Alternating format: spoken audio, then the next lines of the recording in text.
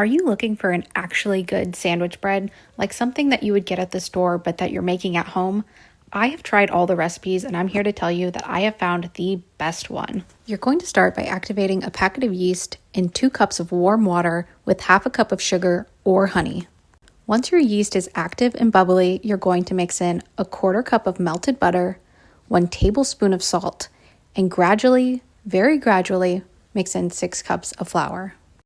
And that's all I've got for you for ingredients. This recipe really is that simple. I have been on the hunt for the perfect sandwich bread forever.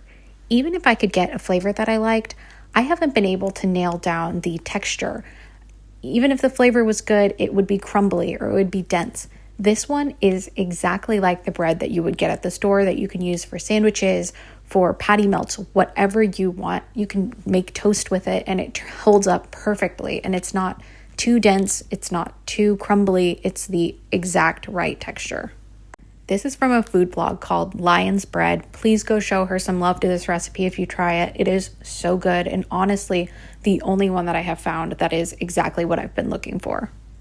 Once the flour was completely incorporated into the dough and I kneaded it a little bit, I added a touch of olive oil to the bottom of the bowl and then I let it rest for 1 hour.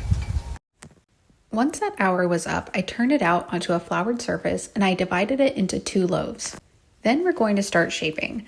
What we do is we flatten it out into a rectangle as much as you can, and then I kind of experimented with this. With this one, I just rolled it up from long side to short side and then shaped it into a loaf and put it into a loaf pan.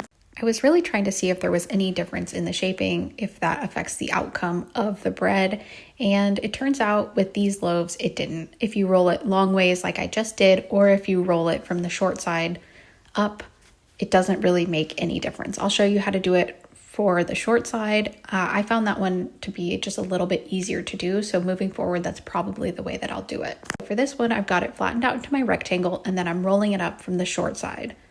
And that is about all I did for the shaping for this one. I thought that was much easier to shape, and they turned out the same, so really nothing wrong with doing it either way.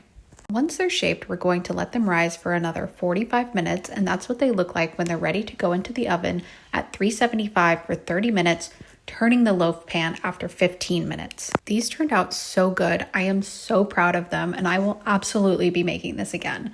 I'm going to cut into it to show you what it looks like on the inside so you can see how much of a perfect sandwich bread this is. And here it is, the moment of truth. Look how amazing that is. And then I'm just going to slice the rest of it. Let me know if you like this recipe. Enjoy. Bye.